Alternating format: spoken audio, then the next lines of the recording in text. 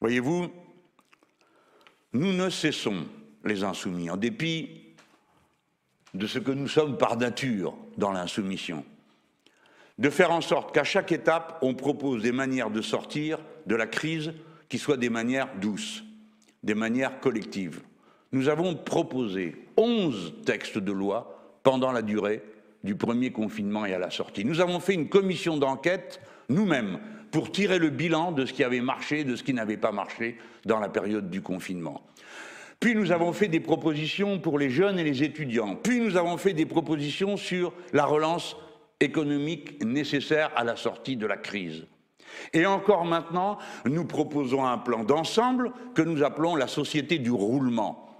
Il faut permettre par des méthodes barrières d'enrayer la circulation du virus. Ces méthodes barrières, c'est le roulement. Tout le monde ne part pas au travail à la même heure, tout le monde n'en revient pas à la même heure.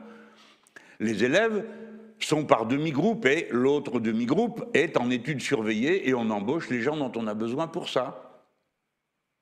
Et ainsi de suite. Dans les salles de classe, dans les salles de spectacle, on installe des purificateurs d'air. Voici les grandes vacances, c'est le moment ou jamais de commander toutes ces machines pour les installer, plutôt que d'attendre le mois de janvier et de dire aux enseignants d'ouvrir les fenêtres. Enfin, ce n'est pas raisonnable. Nous savons faire ces machines.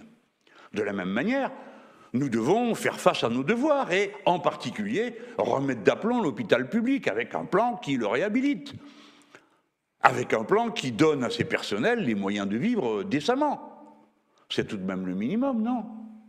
Et puis nous devons prendre notre part à la lutte de l'humanité universelle, car nous sommes un grand pays riche, avec beaucoup de pauvres, mais un pays riche.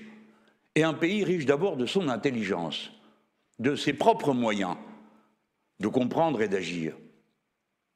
Par conséquent, il nous faut, nous aussi, nous porter à la rescousse des autres, car on ne se tirera pas d'affaire s'il reste des poches de contamination dans le monde. Tout le monde peut le comprendre.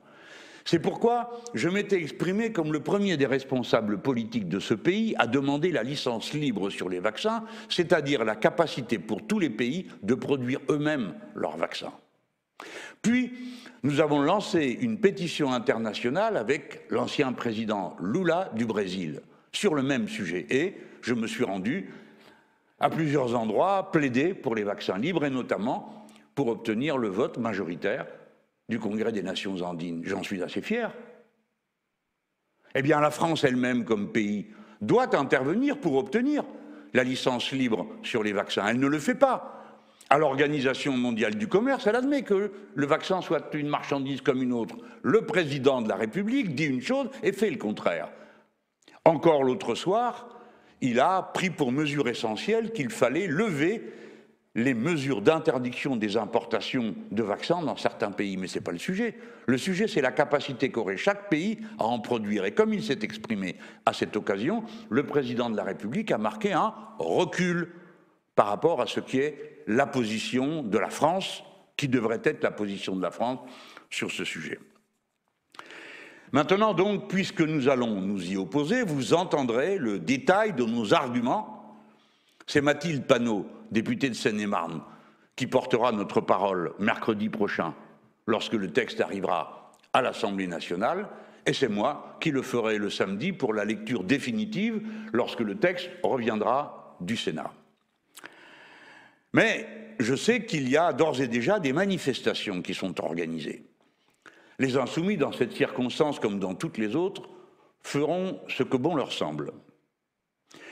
Je leur demande cependant de ne pas permettre qu'ils soient confondus ou que nous soyons tous confondus avec des termes que nous jugeons, quant à nous, au groupe parlementaire, tout à fait inappropriés et ne décrivant pas ce que nous croyons juste.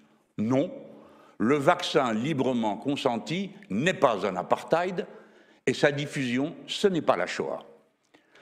Je veux que cela soit dit dans toute la netteté que réclame la situation et ce type de débat. Nous ne gagnons rien à des surenchères qui obscurcissent les esprits, tendent les relations entre les personnes et aggravent les conditions de tous les débats.